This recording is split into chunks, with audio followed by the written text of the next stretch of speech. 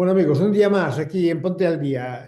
Vamos a seguir tratando diferentes temas que ya los hemos tratado, como es el TDAH, pero en el ámbito escolar y en el ámbito más infantil, ¿no?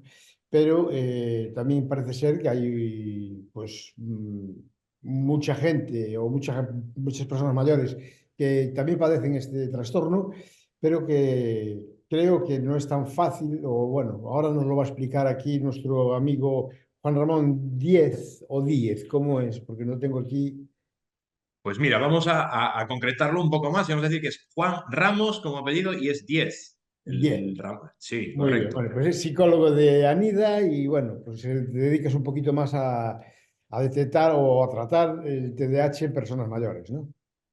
Sí, hay un gran porcentaje al final de personas adultas con TDAH que, bueno, a lo largo de su vida no han sido diagnosticadas y llegan con ciertos problemas, ¿no? Que se van acumulando, van dañando y llegan a adultos y a veces encuentran esto del TDAH y empiezan a identificarse con características o sintomatología y de repente pues llega ese diagnóstico y se les abre un camino nuevo, generalmente de alivio, de entender el por qué me comporto de determinado modo, por qué me cuesta tanto completar ciertas cosas. Así que en eso estamos desde Anida Coruña, sí. Sí, porque, o sea, en la época más infantil o en el colegio hay como tres apartados, ¿no? Que es el déficit de atención, la hiperactividad y la impulsividad, ¿no? Y ahí se nota más, ¿no? A lo mejor, no sé, porque el niño es más inquieto, no sé qué le pasa al niño, ¿no? Es habitual, sobre todo en los que tienen un perfil hiperactivo impulsivo, es decir, tienen una necesidad constante de moverse, son impulsivos, no esperan turnos, se levantan cuando no deben hacerlo. Pues es muy habitual que desde los centros educativos den la voz de alarma, porque al final tú no dejas de tener un niño o una niña ahí que, en cierto modo, no te permite dar la clase con normalidad, tienes que pararla, tienes que atender a sus demandas, ves que se mueve todo el rato, entonces es habitual que llegue esa sospecha de, oye, vamos a mirar si tiene algún tipo de dificultad porque le pasa esto. Pero es que, claro, esto lo ha habido toda la vida, ¿eh? Si nos vamos a 30 años atrás o cuando nosotros estábamos en primaria, seguro que recordamos a aquel chaval que pues se olvidaba siempre de hacer los deberes, tenía exámenes sorpresa, necesitaba moverse continuamente, estaba echado de clase, no ese que tildaban de que tal vez de burro, de maleducado, todos teníamos en clase. Pero antes no había esta oportunidad que ahora sí que hay de hacer estos diagnósticos y entender el por qué. Antes simplemente se decía, ¿no? El que no sirve para estudiar, pues venga, a trabajar. Y no se miraba más allá. Claro, esto va avanzando, se van teniendo más conocimientos y ahora nos damos cuenta de que esos niños o niñas que compartían espacio con nosotros en el cole, pues podían tener esta misma dificultad, pero no han sido diagnosticados. Entonces, lo ha habido siempre, no es algo que sea moderno de ahora, sino que esto existe desde siempre porque tiene un componente genético muy importante, en torno a un 80%. Quiere decir que esto se pasa de papá, de los abuelos, de los bisabuelos, con lo cual siempre lo ha habido. Pero ahora los profes también están más formados en dar esta voz de alarma. ¿Qué sucede con esos chicos de cuando nosotros íbamos al cole que no tienen diagnóstico? Pues cuando llegan a adultos, si no han sido diagnosticados o tratados de TDAH, es muy probable que lleven asociado alguna otra comorbilidad por ese maltrato del TDAH. Pues es habitual que haya trastorno depresivo, trastorno de ansiedad generalizada, que pueda haber algún tipo de trastorno de conducta, adicciones, etcétera, etcétera. Entonces, bueno, muchos de ellos llegan aquí quizás por otra cosa, pero pueden llegar a tener posteriormente un diagnóstico de TDAH y a poder ser o realizar una intervención dirigida a facilitarles un poco su día a día, trabajar con estas herramientas a nivel funcional que les permitan pues, tener menos problemáticas a diario.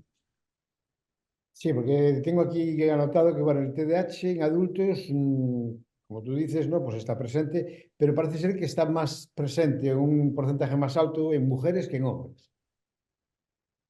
Bueno, aquí entraríamos en ciertas interpretaciones, ¿eh? Y voy a dar mi opinión personal.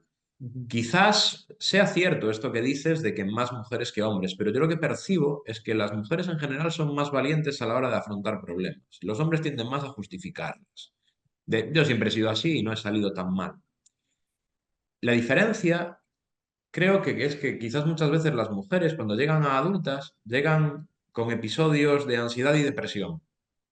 Y eso al final cuando estás sumida en ansiedad, en medicación, depresión, medicación y tú no mejoras, te lleva a plantearte igual hay algo más por la manera en la que afrontan los problemas. Y los hombres somos quizás más de caer en cosas que a nivel social tal vez estén más o mejor vistas, ¿no? Un trastorno por adicción al alcohol, por así decirlo, al juego. Bueno, está como más familiarizado quizás y lleva implícito, pues a nivel social, menos carga de culpabilidad. Lo justificamos más. Todos beben o todos juegan, ¿no? Pero la depresión y la ansiedad van por otro lado. Así que hay más mujeres. Sí que es cierto que yo me encuentro más mujeres que hombres aquí adultas. Creo que la equivalencia debería ser la misma, quiero decir aproximadamente, un 45-55, debería tender a eso, pero sí que es cierto que parecen, como tú dices, más mujeres que hombres. Pero creo que por su manera de afrontar los problemas, que es más directa y los hombres igual tienden más a evadir esto y a justificarse.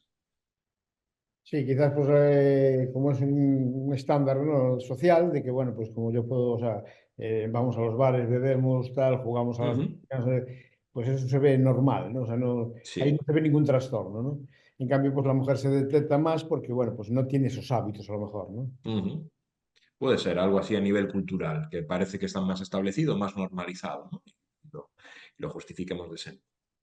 Y ahora ya entramos así en el tema de los talleres y terapias. Sí. ¿Qué tipo de terapia se puede llevar a cabo pues con eso, con una persona adulta? Porque me imagino que diferirá mucho de cómo se trata, ¿no? En la época infantil al adulto, ¿no? Bueno, en un principio creemos que tal vez se puede diferenciar más, pero tiene sus ciertas similitudes. Te voy a tratar de explicar. Bueno, lo primero y principal, ¿no?, que demandan los adultos suele ser terapia psicológica. Al final, esta terapia psicológica se basa en subsanar el malestar continuo que tiene esa persona con TDAH, el entender qué es lo que le sucede y el dotarlo de herramientas que le permitan sentirse más feliz en su día a día y con menos angustia. Esto también se da en los niños. Pero ¿qué sucede? Que normalmente en los niños, además de con niños, se trabaja con papá y mamá. En los adultos, pues también es habitual incluir a las parejas en la terapia. ¿Por qué? Porque son una parte con la que conviven, y hay roces y hay discusiones, y a veces evocan recuerdos negativos de la infancia porque se parecen a papá y mamá, o bueno, son ciertos detonantes. Entonces, muchas veces también se incluyen en esta parte de sesión siempre que quieran, y es algo muy beneficioso. Entonces, este es el pilar principal, ¿no? Esta terapia a nivel individual. A nivel grupal, en ocasiones se hacen grupos de ayuda mutua entre adultos de edades similares con problemáticas similares. Quiero decir, algo que les pueda suceder a muchos TDAH puede ser, por ejemplo, funciono con mucha ansiedad, tengo siempre mucha ansiedad. Pues se trabaja un grupo de entre 4 y 8 adultos que afronten los problemas de manera ansiosa y entre ellos, ¿no?, generamos o buscamos herramientas en común que les permitan a todos ponerlas en práctica. Entonces también hay esta parte de terapia grupal que también lo hacemos con los niños, pero simplemente cambian las temáticas. En vez de trabajar en habilidades sociales y resolución de conflictos, nos centramos más en los problemas de adulto, del día a día. Hacemos muchas formaciones también dedicadas a que entiendan mejor qué es el TDAH y cómo afecta en el día a día. Y después también requieren muchos adultos una valoración para cuando todavía no tienen el diagnóstico y entran por la puerta o han ido ya a salud mental y les han dicho que te hagan una valoración para poder confirmar o descartar esta hipótesis de diagnóstico. Y hay muchos adultos también que acceden para hacer una valoración y entender si realmente las dificultades que tienen provienen de un posible TDAH o descartar esa hipótesis y tener que buscar en otras. Entonces yo te diría que son las tres principales vías que trabajamos con los adultos. Sería tanto la terapia psicológica como estos grupos que te comentaba de ayuda mutua y ya por último, las valoraciones. Sí que es cierto que los niños tienen otro tipo de servicios que se ofrecen que no tenemos en adultos. O sea, se podría decir que un alto porcentaje o un porcentaje bastante amplio, o sea, lo que está de moda, ¿no? Esto de la depresión y todo eso, podría ser originario del TDAH o podría estar el TDAH detrás de eso. Vale.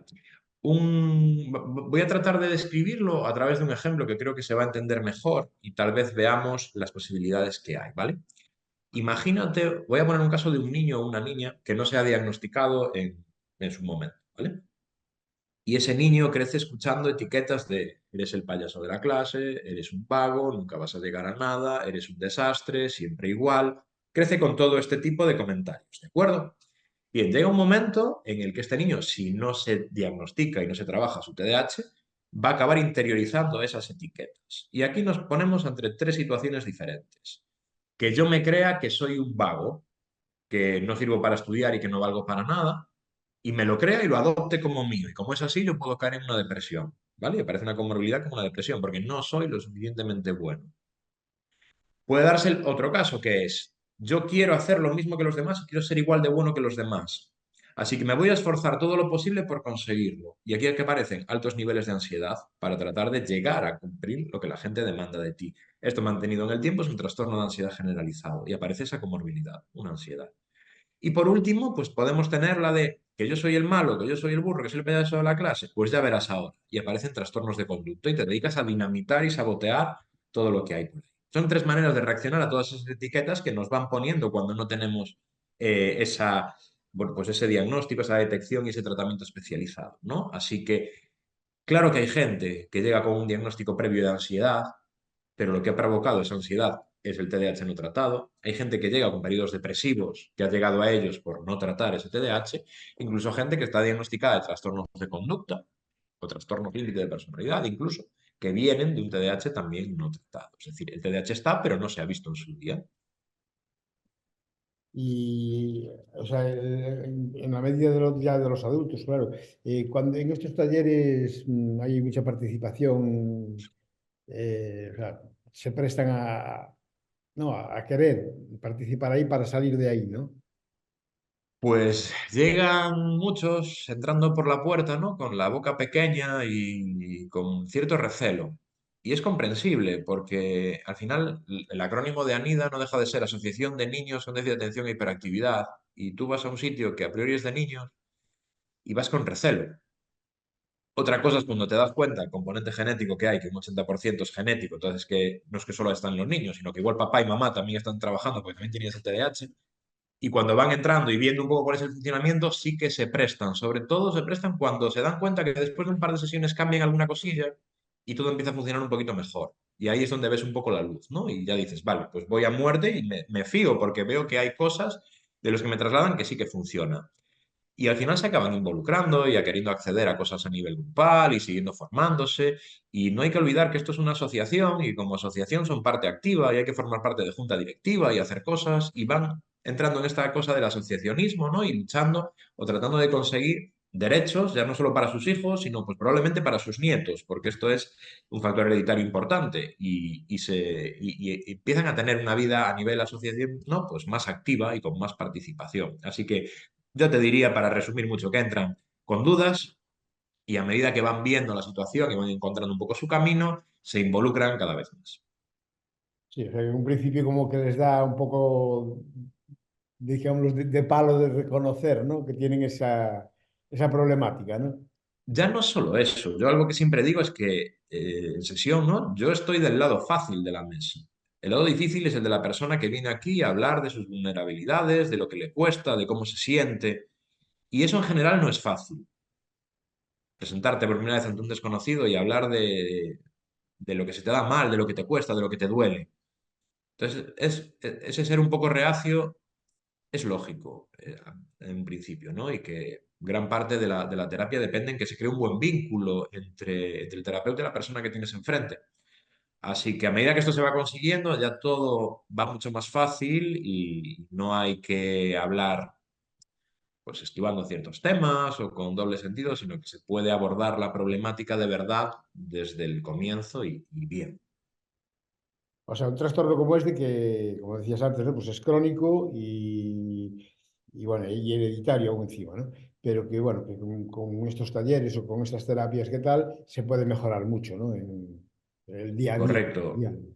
Al final hay que tener en cuenta que esto es algo con lo que naces y es algo con lo que mueres, pero lo que sí que puedes hacer, por un lado, es disminuir la intensidad de la sintomatología, es decir, si yo me olvido siempre de cosas, pues puedo ir disminuyendo el número de veces que me olvido de cosas, ¿no? Puedo tener mis herramientas para funcionar mejor, es decir, un truco muy absurdo, pero que funciona muy bien, es el tema de olvidarse las llaves o el móvil. Pues yo siempre explico, tres bolsillos en el pantalón, tres ruidos antes de salir de casa, tiene que hacer todo ruido, un bolsillo móvil, un bolsillo de llaves, otro bolsillo cartera. Si uno no hace ruido, vuelve porque te has olvidado algo. Esto simplemente ya puede ayudar a funcionar, ¿no? Y después, por otro lado, hay que trabajar en que cuando a ti te pase algo de esto, el cómo tú te hables a ti mismo te haga el menor daño posible. Y es muy habitual tener una voz muy poco compasiva con uno mismo. Y sean cosas del tipo, ya estás otra vez, mira que eres burro, siempre te olvidas de esto, así al final vas a llegar tarde, te van a acabar echando, ¿vale? Por otro lado, hay que aprender a hablarse con, bueno, esta vez no ha funcionado esta estrategia, voy a tener que buscar cómo hacerlo para que la próxima vez no me suceda. Este cambio de lenguaje interno es muy importante, porque no es que te olvides las cosas una vez, por ejemplo, sino que esa persona se olvidará de muchas cosas. El cómo tú te hables y el cómo tengas capacidad de cambiar cosas te va a ayudar en esto. Entonces, hay un nivel de mejoría grande. Sí que es cierto que el nivel, ¿no? El pronóstico y de la evolución va a ser mucho mejor cuando hay un diagnóstico temprano que cuando hay un diagnóstico tardío. Porque si a mí me diagnostican con 30 años y yo 25 años haciendo las cosas mal, me va a costar mucho dejar ese hábito y establecer uno nuevo. Si a mí me diagnostican con 7 8 va a ser mucho más fácil que yo cambie y que además papá y mamá cambien también su manera de actuar conmigo. Por eso, ¿hay mejoras? Sí, claro que sí, sobre todo a nivel compasión con uno mismo, a nivel entender lo que me sucede, a nivel buscar herramientas que me faciliten no volver a caer en esto, pero la evolución va a ser mucho mejor, mucho más favorable cuanto antes se descubra, ¿no? Antes se diagnostique este TDAH. O sea que el consejo es de que siempre que suceda eso, como decías tú, de olvidarte el móvil o las llaves, siempre ver el vaso medio lleno, no medio vacío, ¿no?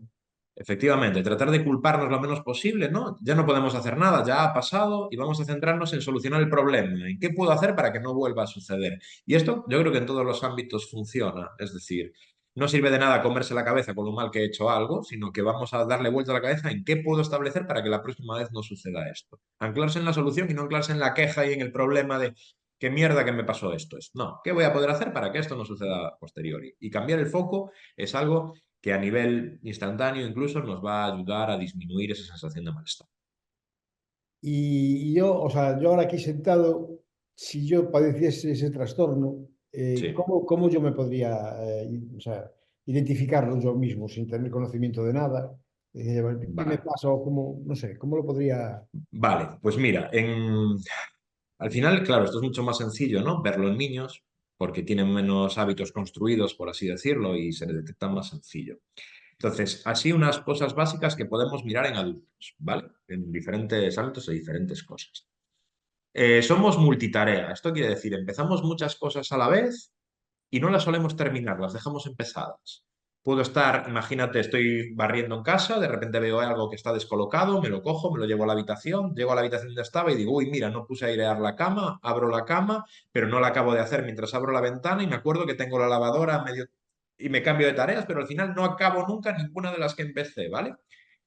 Es habitual olvidarse de citas pues, médicas, la ITV, el taller, dejar las cosas siempre para el último momento, no acordarse de cosas como cumpleaños, dificultad a la hora de hacer tareas que requieran mucha concentración, nos cuesta planificarnos y organizarnos para secuenciar las tareas en un orden lógico y no darte cuenta que estás haciendo una cosa pero no la puedes acabar porque te falta hacer la otra que era previa, tener la sensación siempre de necesidad de moverse cuando no podemos, pero tener como ese motor interno activado, fuga de ideas constante, todo el rato la cabeza con cosas, cuando quiero recuperar eso que era una idea muy buena y he pensado no soy capaz porque ya no me acuerdo lo que era.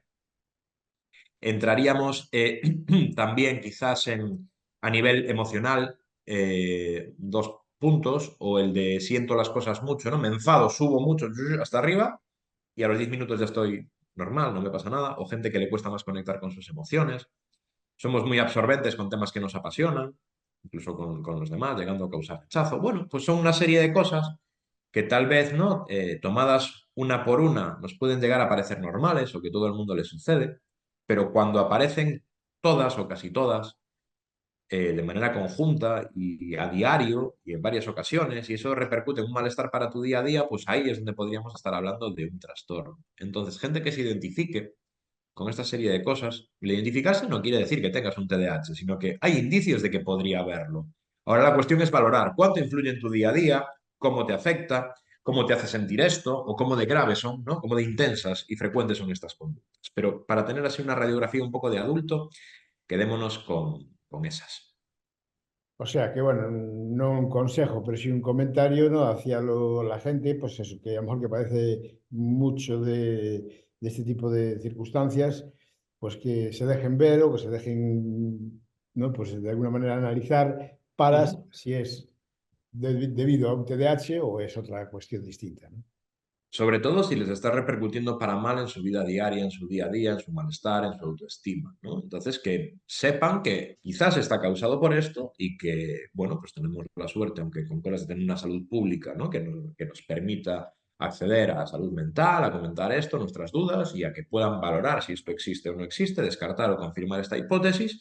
Y a partir de ahí, pues tratar de empezar a hacer cambios en tu día a día. Aquí sí que vas a necesitar probablemente la ayuda de un terapeuta que te pueda guiar, acompañar en este proceso para conseguir esas herramientas y disminuir ese malestar diario. Pues nada, Juan, pues creo que por lo menos a mí me quedó bastante claro el tema del trastorno del TDAH en adultos, que bueno, que parece que no, pero o sea, puede ser la puerta de entrada para muchas cosas que están sucediendo, ¿no? Como son estos otros trastornos, ¿no? Y bueno, pues darte las gracias. No sé si quieres apuntillar alguna cosa más o decirnos algo más, porque aquí el tiempo se nos queda muy, muy justo.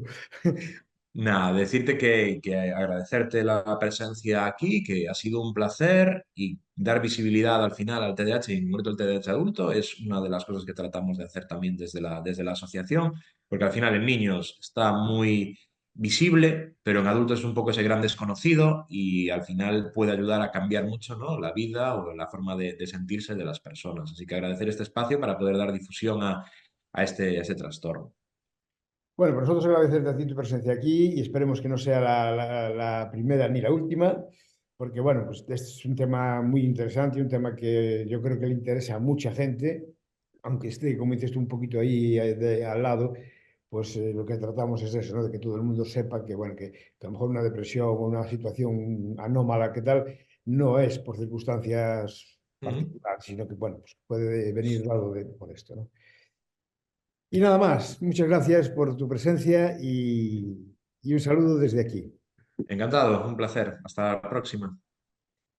Bueno amigos, pues aquí despedimos un día más este programa de Ponte al Día y contamos con la presencia de Juan Ramos, que es terapeuta, que trata en exclusividad o casi en exclusividad el tema del TDAH para adultos. Y yo despedirme un día más como siempre, el consejo diario de seguir siendo buenos.